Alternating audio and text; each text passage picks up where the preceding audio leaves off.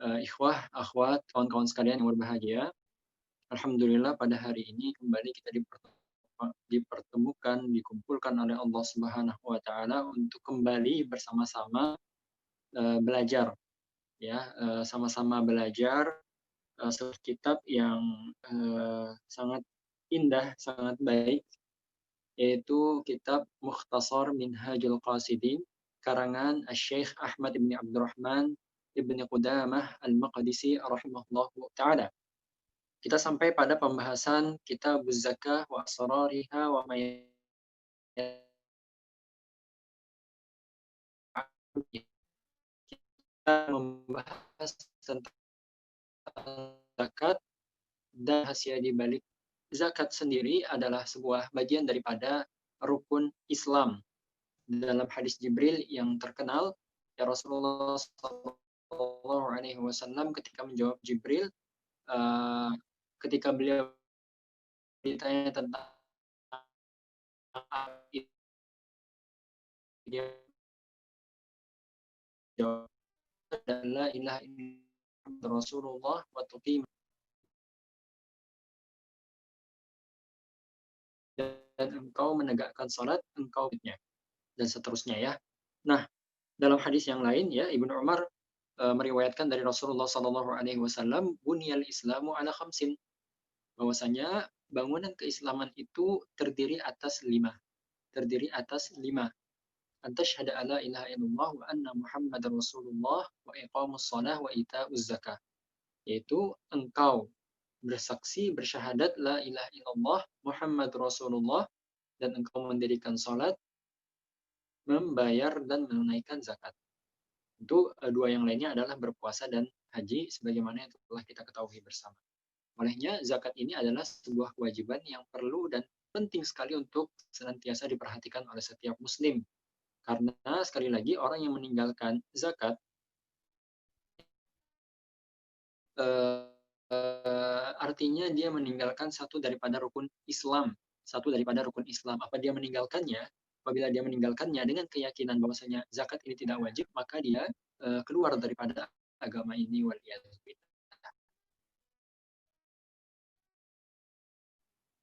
Di sini ya Allah Subhanahu wa taala wa aqimus shalah wa atuz zakah. Wa aqimus shalah wa atuz zakah. Dan tegakkanlah salat, dirikanlah salat dan bayarlah zakat, tunaikanlah zakat. Quran Allah Subhanahu wa taala menggandengkan antara zakat dengan salat. Alasannya karena zakat adalah ibadah maliyah, ibadah harta, sedang salat adalah ibadah tubuh, ibadah jasmani, ibadah fisik. Namun kedua-duanya adalah ibadah yang agung. Sampai-sampai Abu Bakar As-Siddiq radhiyallahu taala anhu memerangi orang yang memisahkan antara zakat dengan sholat. Di zaman beliau kita tahu bersama bahwasanya ada sebagian kaum muslimin yang tidak mau membayar zakat. Akhirnya diperangi oleh Abu Bakar As-Siddiq radhiyallahu taala anhu. Di sini beliau sedikit menyinggung bahwasanya jenis-jenis zakat dan pembagian zakat itu disebutkan di dalam buku-buku fikih. Hendaknya merujuk ke sana. Dan penting sekali bagi kita-kita ini yang menuntut ilmu syar'i, terutama di awal-awal pembelajaran kita, untuk mengilmui permasalahan zakat ini. Entah itu rukun-rukunnya, apa sebab-sebabnya, jenis-jenis zakat itu sendiri, kemudian syarat-syaratnya dan lain sebagainya. Hendaknya nanti dibahas di buku-buku fikih bersama dengan ustadz yang lain. Beliau di sini menyinggung bahwasanya zakat ini adalah ibadah yang menggabungkan dua hal. Dua hal itu, hal yang pertama adalah Allah Subhanahu wa taala mensyariatkan zakat ini karena di baliknya ada niat atau ada nilai ta'abbud, nilai penghambaan. Di sisi yang lain, ya Allah Subhanahu wa taala mensyariatkan zakat ini karena zakat ini memiliki hikmah di baliknya. Ya, entah itu dari sisi sosial, dari sisi ekonomi dan lain sebagainya. Kemudian beliau menjelaskan atau sebelum itu beliau menjelaskan bahwasanya zakat ibadah-ibadah dan kewajiban-kewajiban itu terbagi menjadi tiga. Al-qismul awal Bagian yang pertama adalah ibadah ta'abbudun mahd, yaitu ibadah yang murni. Maksudnya apa ibadah yang murni? Ibadah yang murni yang mana hikmah, alasan disyariatkannya ibadah tersebut tidak diketahui oleh umat ini atau tidak dipahami, tidak dimengerti secara pasti oleh umat ini. Misalnya adalah Ramyul Jimar kata beliau di sini, melempar jumroh. Kalau boleh dikata untuk apa kita melempar jumroh? Tidak ada. Tapi Allah Subhanahu wa taala perintahkan, Rasulullah Shallallahu alaihi wasallam perintahkan dan contohkan, maka itu menjadi syariat Islam dan itu menjadi kewajiban haji, ya, kewajiban haji. Nah, melempar jumroh 7. Kenapa harus 7? Kenapa tidak 8? Kenapa tidak 5, 4? Ini juga adalah penentuan yang ditetapkan oleh syariat. Pelaksanaan sholat zuhur harus pada saat matahari tergelincir. Kenapa tidak sebelumnya? Kenapa harus setelah matahari tergelincir? Ini semua ya, dipakai oleh kita-kita ini. Muslimin tidak memahami kenapa seperti itu disyariatkan. Sholat zuhur di waktu sibuk, di waktu orang padat kegiatan,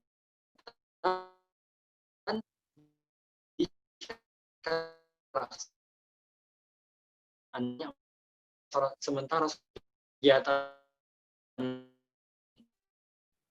kebanyakan makhluk padat tidaknya hanya di apa yang diinginkan di balik pensyariatan ini kita tidak memahaminya.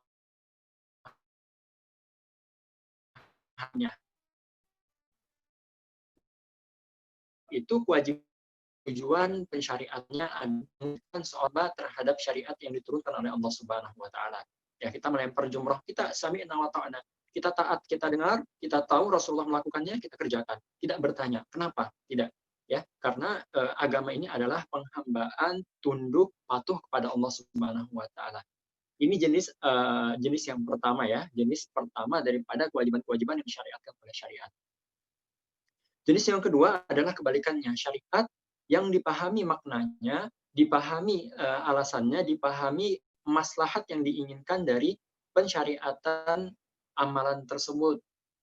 Kewajiban apa? Misalnya, contohnya di sini beliau sebutkan adalah kaqadha'i dainil adamiyyin, yaitu membayar hutang kepada sesama manusia. Membayar hutang kepada sesama manusia ini jelas adalah sebuah kewajiban. Ya, adalah sebuah kewajiban. Dan syariat menetapkan kewajiban ini karena ada maslahat besar di balik pensyariatan tersebut. Demikian juga mengembalikan harta rampasan, harta yang dirampas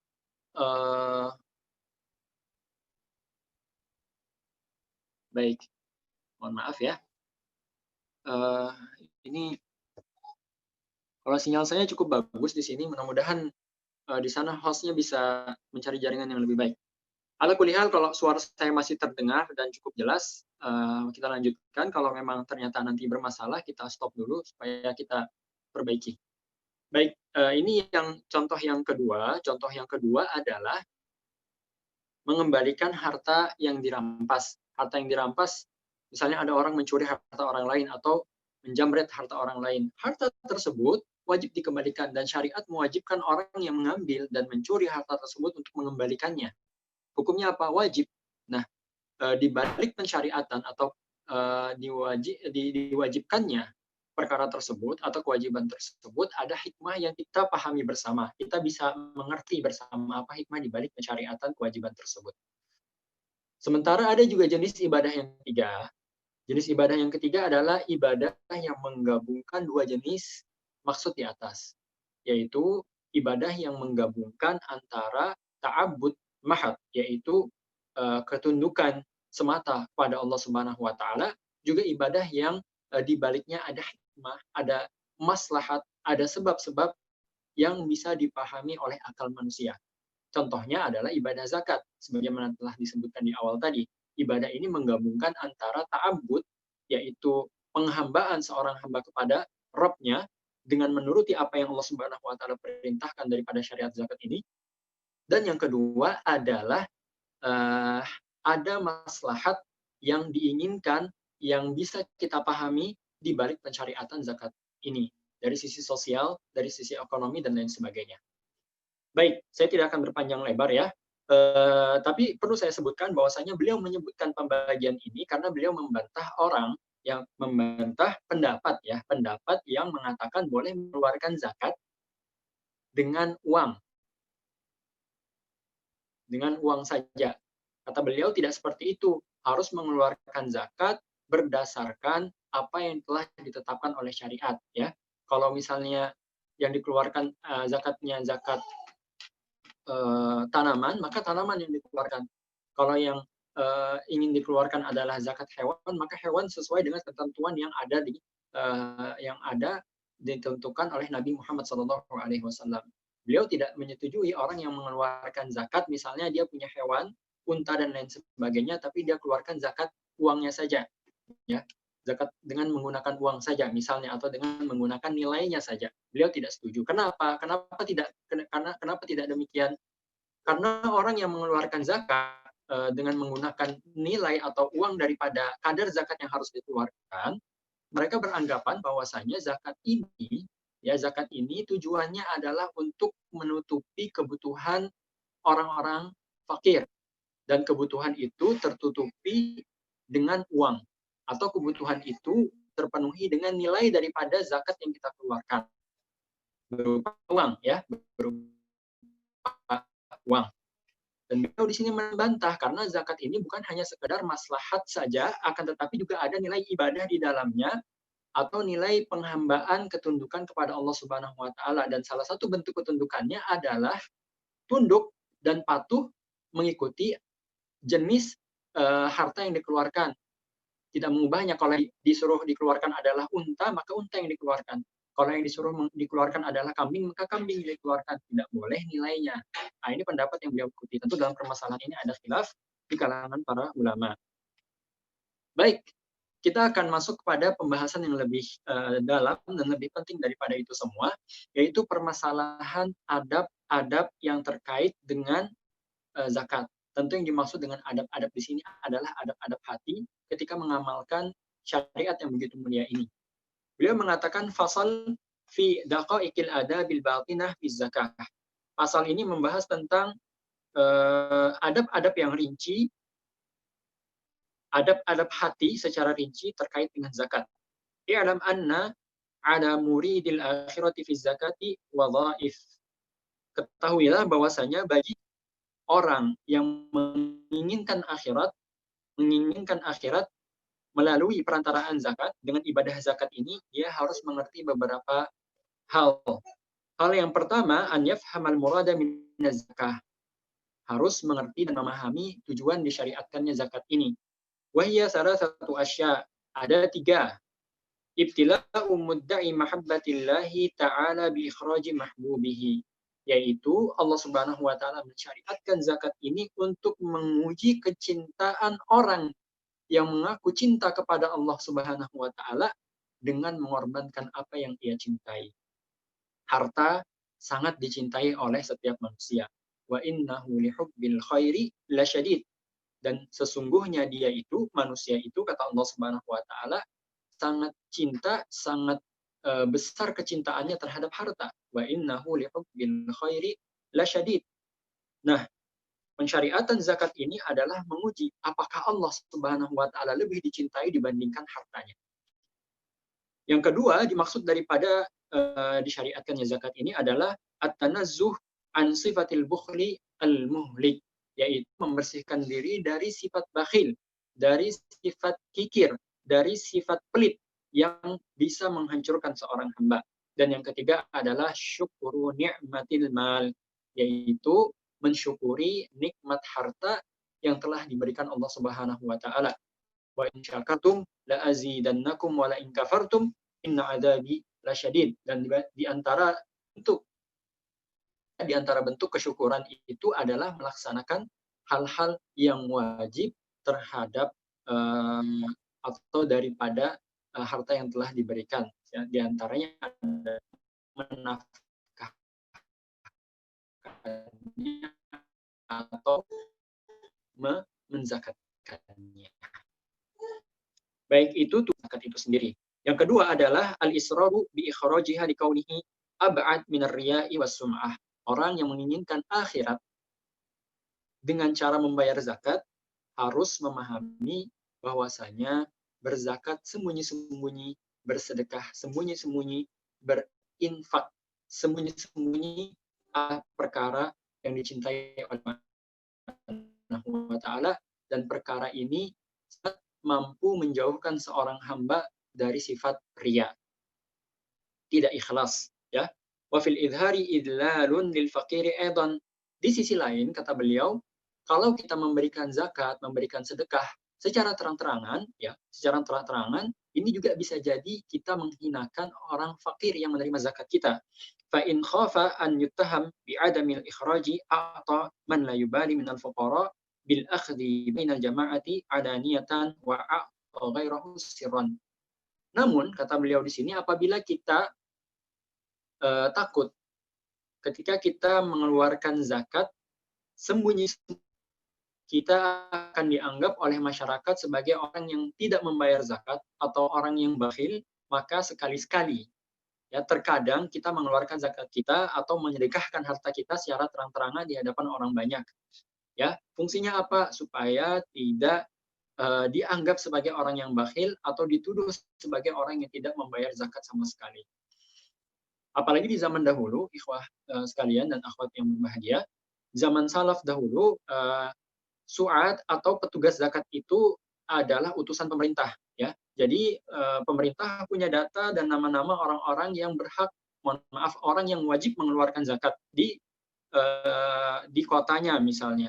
Kemudian diutuslah orang-orang tertentu yang sebagai amil zakat untuk masuk ke rumah-rumah orang tersebut dan mengambil zakat mereka, ya, menerimakan zakat mereka.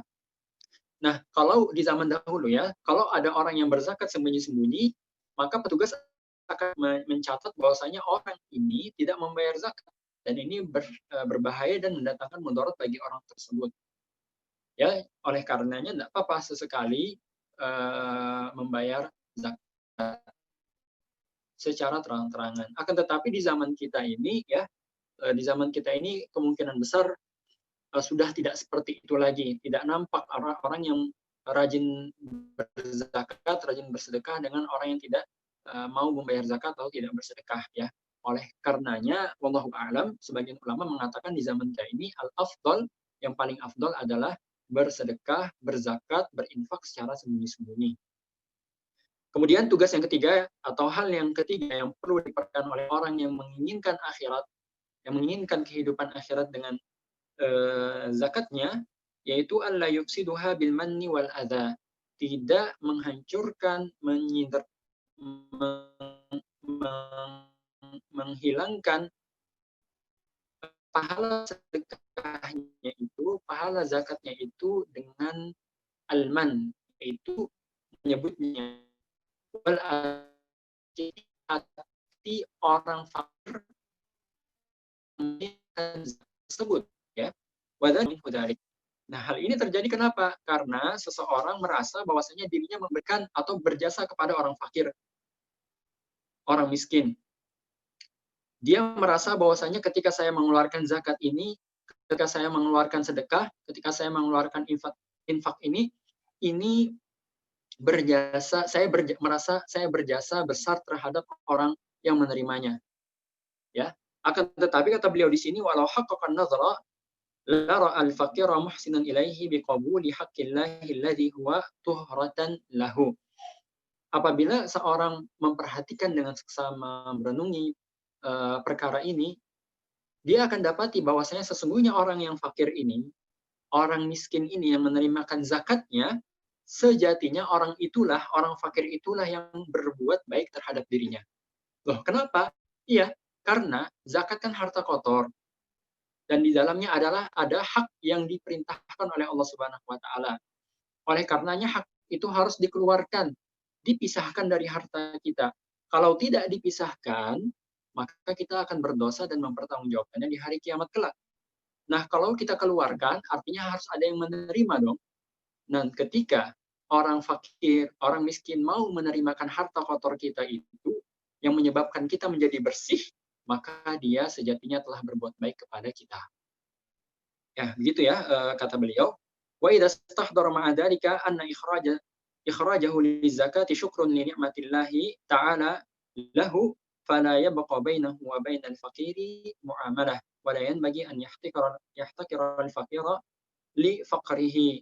Dan apabila seseorang memahami ya, apabila seseorang memahami dari sisi yang lain bahwasanya ketika dia mengeluarkan zakat dia sedang bersyukur kepada Allah, ketika dia sedang bersedekah dia sejatinya sedang bersyukur kepada Allah Subhanahu wa taala atas nikmat harta yang diberikan Allah kepadanya, maka seketika itu pula hilang rasa berjasa di dalam hatinya terhadap orang-orang fakir tersebut, ya.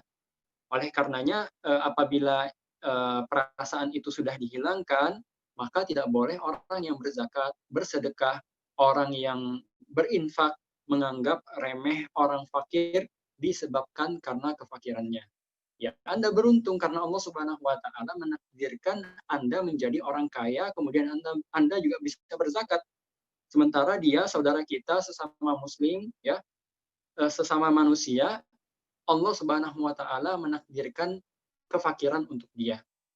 Dan tidak ada yang lebih afdol ya kecuali karena ketakwaannya.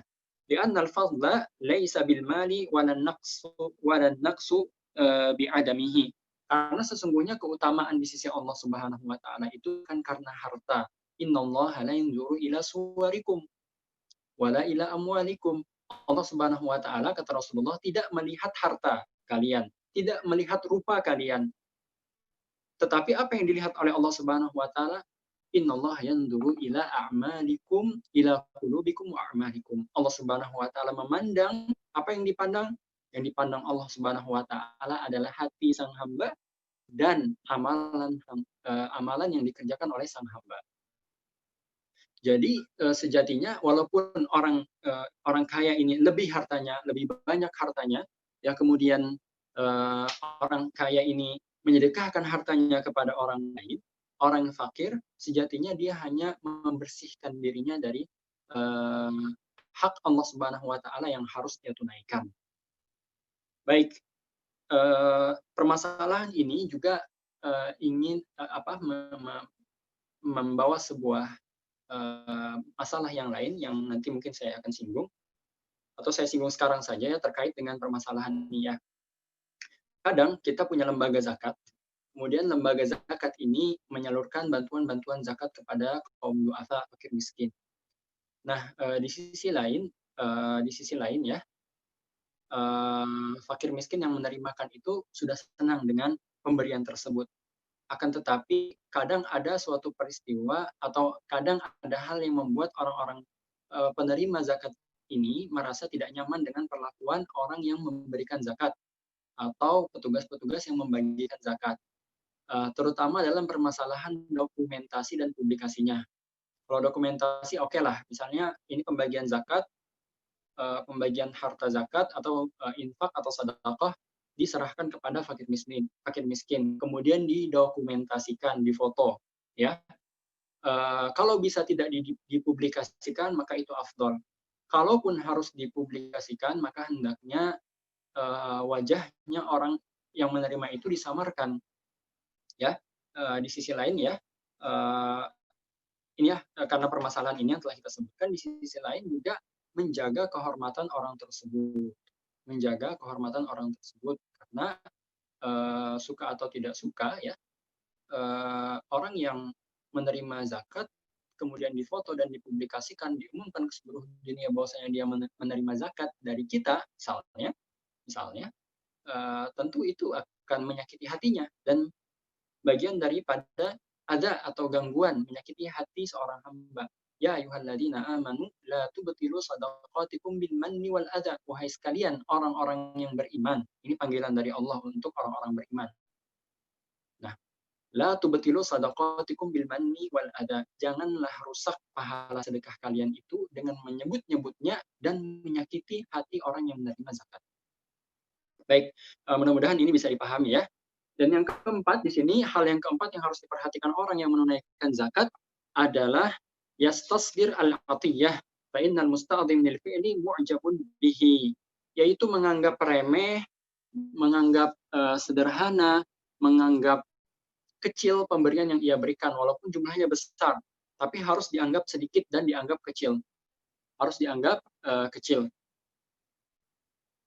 Fa'innal musta'zim lil fi'li mu'jabun bihi, karena orang yang menganggap pemberiannya besar, menganggap amalannya itu luar biasa, dia akan merasa ujub, akan dijangkiti penyakit ujub. Faqad qila la yatimul ma'rufu illa bi thalas, bi tasghirihi wa ta'jilihi wa sitrihi. Telah dikatakan, kata beliau di sini, bahwasanya perbuatan baik itu tidak akan sempurna kecuali telah melalui 3 hal.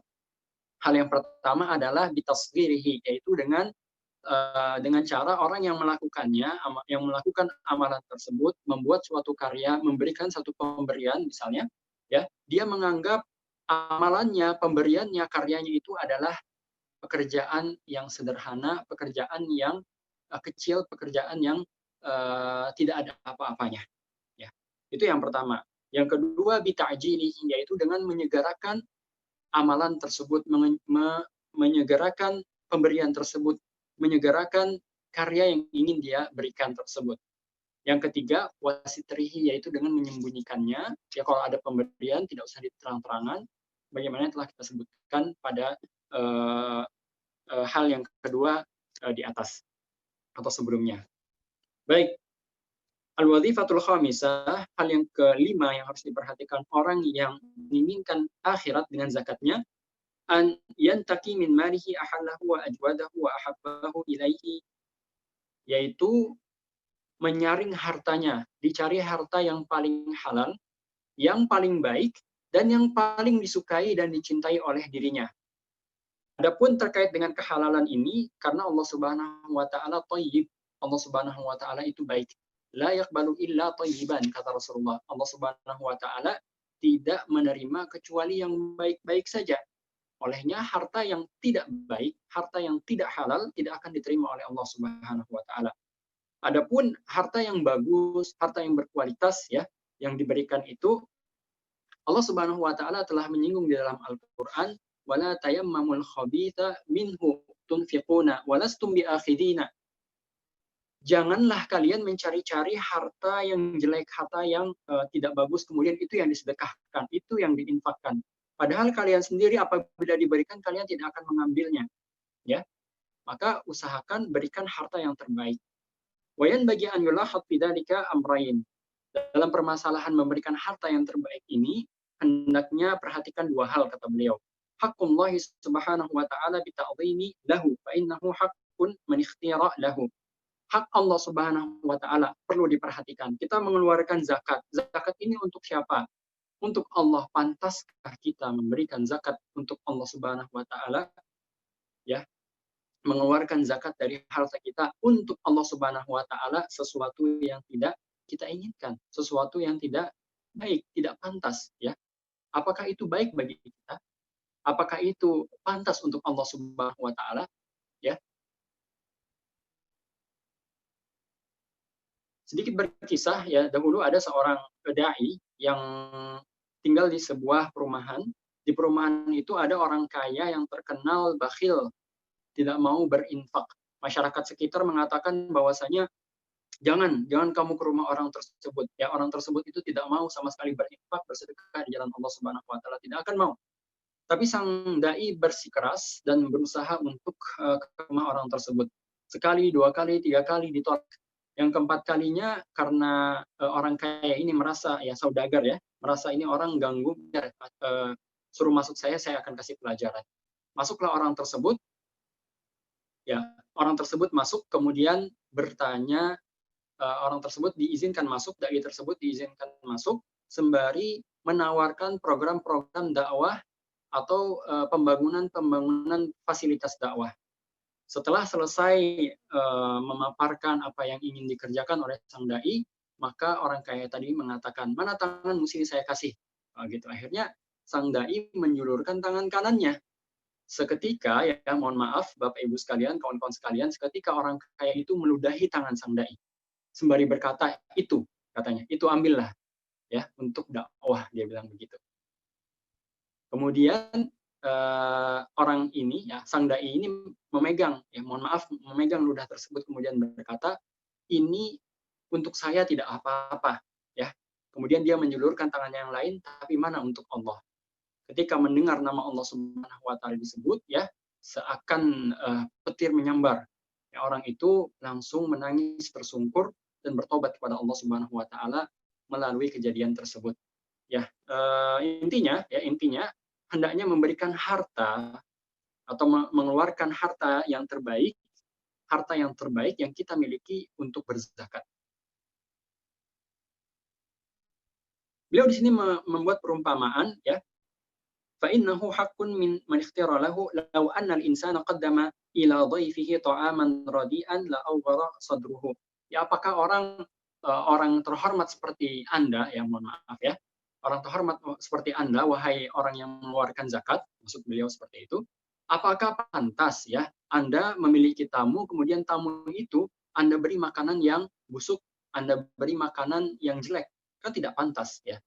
Tidak pantas. Nah, ini Allah Subhanahu wa taala yang memintanya, Allah Subhanahu wa taala yang mensyariatkannya, dan harta itu juga dari Allah Subhanahu wa taala. Apakah pantas Anda memberikan harta yang jelek untuk Allah? Ini sisi yang pertama yang harus diperhatikan. Sisi yang kedua yang harus diperhatikan oleh seorang yang mengeluarkan zakat adalah hak dirinya sendiri. Kenapa kau memperhatikan hak dirinya sendiri? Ya, karena sesungguhnya zakat yang kita keluarkan, sedekah, infak yang kita keluarkan ini akan kita nikmati di hari kiamat kelak. Akan kita nikmati di hari kiamat kelak. Apakah kita ingin menikmati harta yang jelek pada hari kiamat kelak? Tentu tidak, bukan? Makanya di sini Allah Subhanahu wa taala berfirman, beliau menyebutkan sebuah ayat, lan tanalul birra hatta tunfiqu mimma tuhibbun.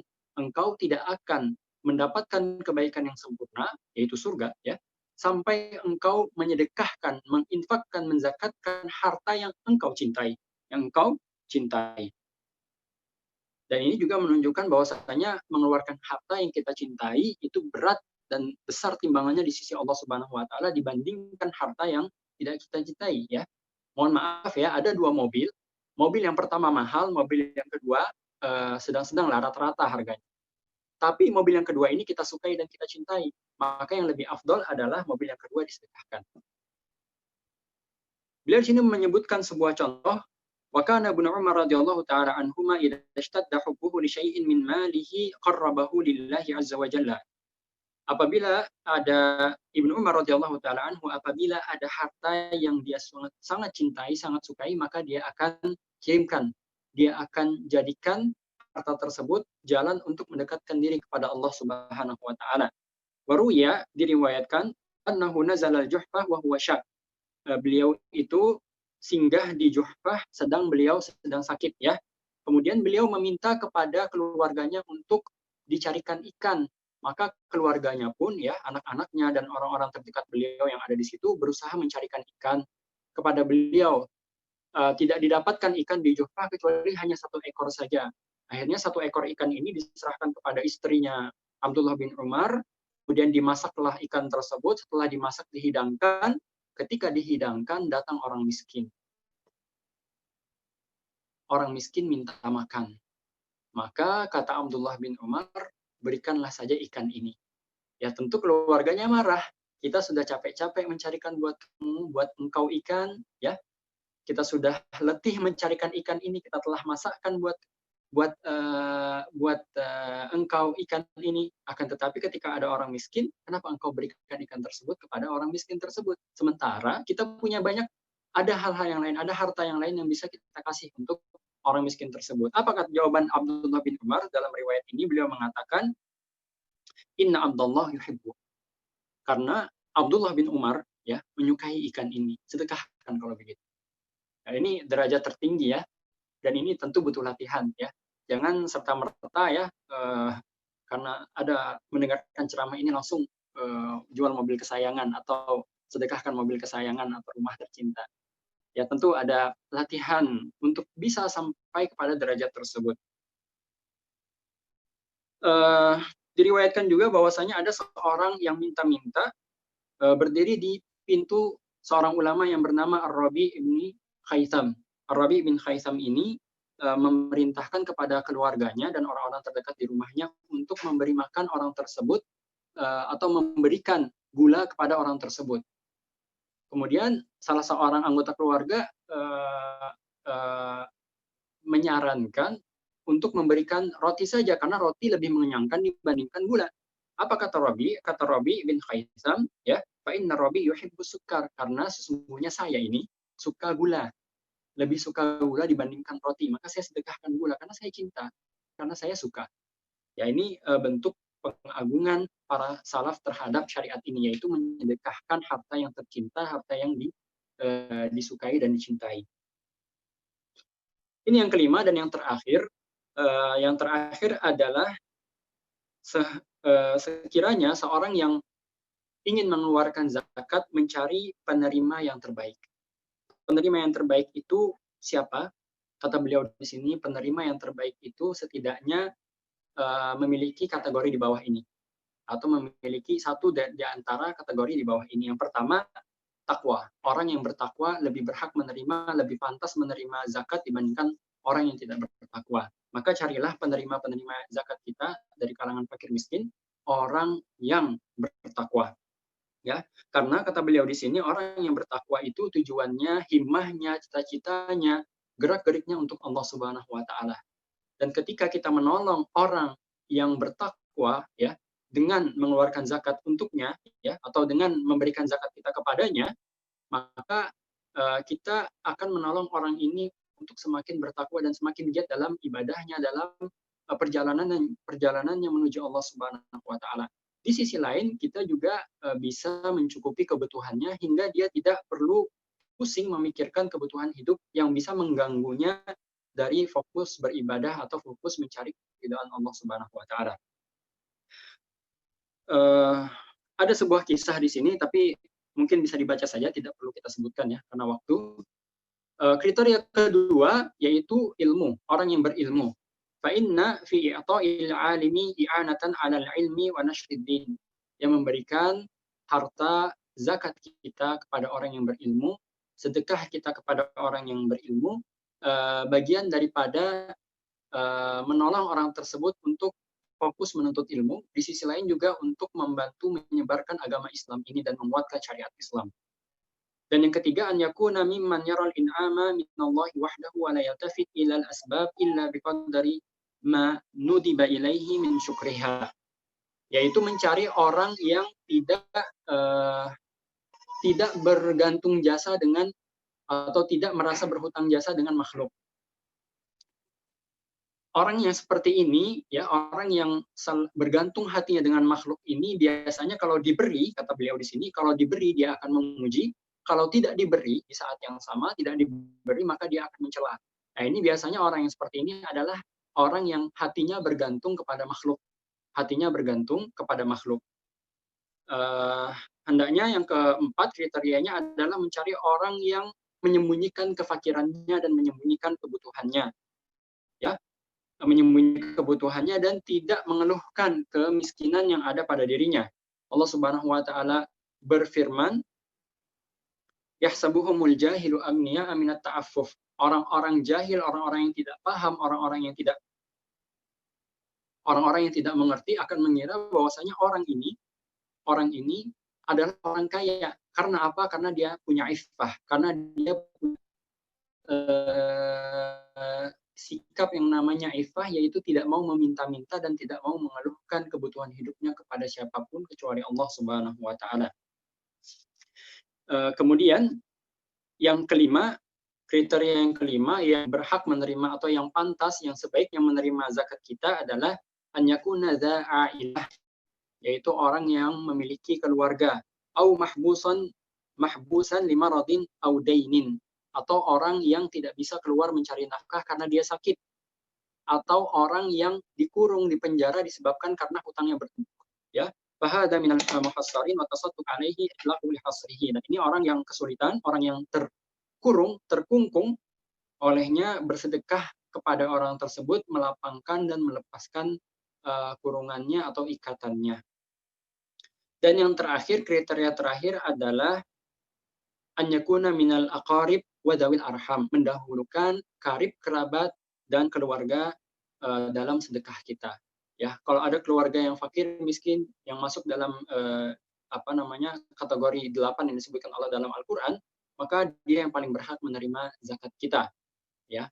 dia yang paling pantas, yang paling afdol untuk kita berikan zakat kita. Kenapa? Kata beliau di sini, karena orang yang bersedekah kepada karib kerabatnya, kepada keluarganya, dia mendapatkan dua pahala. Pahala yang pertama adalah pahala sedekah, sementara pahala yang kedua adalah pahala silaturahim.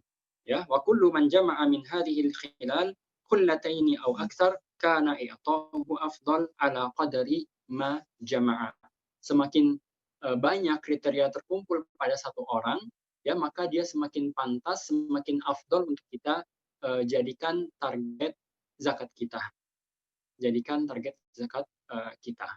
Ya demikian ya pembahasan pada hari ini terkait dengan jenis-jenis zakat. Sepertinya ada pertanyaan. Coba saya baca dulu. Saya langsung baca saja Ustaz ya, karena mengingat waktu juga.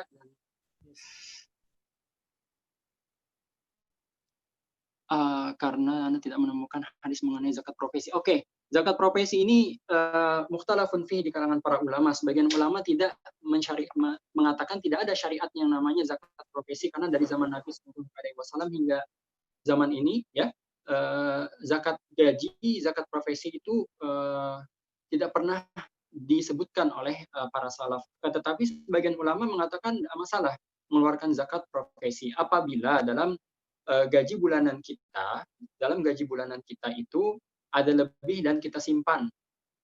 Ada lebih dan kita simpan gajinya tersebut. Misalnya gajinya adalah 10 juta, kebutuhan bulanan keluarganya hanya 7 juta, 3 jutanya disimpan. Ya, apabila apabila dalam 1 tahun atau lebih ya, kalau gajinya 15 juta, kebutuhannya hanya 5 juta, maka 10 juta disimpan. Apabila dalam 1 tahun kebutuhannya atau total uang yang disimpan ini melebihi nisab, maka wajib dizakatkan. Bagaimana cara menzakatkannya? Cara menzakatkannya harus menentukan waktu. Misalnya di bulan Ramadan, tanggal 1 Ramadan, dia buka rekening banknya. Kemudian lihat berapa saldonya. Ya saldonya misalnya sekian, ya misalnya saldonya 100 juta lah. Saldonya 100 juta atau 120 juta. Kemudian dibagi 40, ya 120 juta itu dibagi 40, atau 120 juta itu dikali 2,5%. Kemudian itu disedekahkan sebagai bentuk zakat harta ya, atau zakat profesi tadi. Saya kira demikian ya. Kalau praktiknya di Indonesia mungkin ada juga yang mengambil zakat profesi itu dari mohon maaf, zakatnya dari gaji bulanan dipotong oleh perusahaannya atau dari instansi yang Ala kulli hal di sini ada perbedaan di kalangan para ulama. Jika ingin penjelasan lebih detail, hendaknya permasalahan seperti ini ditanyakan ke Dewan Syariah. Ya. Demikian Ustadz. Di sini sudah mau masuk waktu asar juga. Afwan Ustadz, masih bisa bertanya satu lagi? Kalau lihat waktunya Ustadz, karena singkat sekali saya juga sudah mau sholat. Bagaimana? Baik Ustadz, apakah pemberian kepada orang tua bisa dianggap sebagai zakat atau infak Ustadz? Pemberian kepada orang tuanya kalau misalnya orang tua kita, ya orang tua yang sudah tua, itu bagian daripada orang-orang yang wajib kita nafkahi, olehnya tidak bisa menerimakan zakat kita. Allahu a'lam. Baik, silakan Ustaz. Cukup ya Ustaz ya, jazakumullah khairan kawan-kawan sekalian atas kesempatan hari ini. Terima kasih telah membersamai pembelajaran kita pada hari ini. Saya kembalikan kepada Ustaz Ahmad Edi. Insyaallah. Syukran Ustaz. Ya, alhamdulillahirabbil alamin. Wassalatu wassalamu. Syukran kami ucapkan jazakallahu khair kepada Ustaz kita ya, yang telah memberikan sedikit masukan atau sedikit materi kita pada hari ini mengenai zakat, dan insyaallah pada pekan depan masuk kepada pasal yang baru tentang adab-adab penerima zakat. Ya, mungkin cukup sekian dulu yang kami bisa kita sampaikan pada pekan hari ini. Ya, kepada Ustaz Fahmi Alfian, syukur jazakallah Ustaz atas waktunya yang telah beliau berikan, dan kepada ikhwan dan akhwat sekalian yang telah bergabung, mengucapkan syukur jazakallah khair. Ya, kami tutup dengan doa kafaratul majelis. Subhanakallahumma wa bihamdika asyhadu an la ilaha illa anta astaghfiruka wa atubu ilaik. Assalamualaikum warahmatullahi wabarakatuh. Syukran Ustaz. Waalaikumsalam warahmatullahi wabarakatuh. Syukran Ustaz dan asatidah yang lain yang bergabung. Setelah Dipamit ya Ustaz ya. Assalamualaikum. Salam.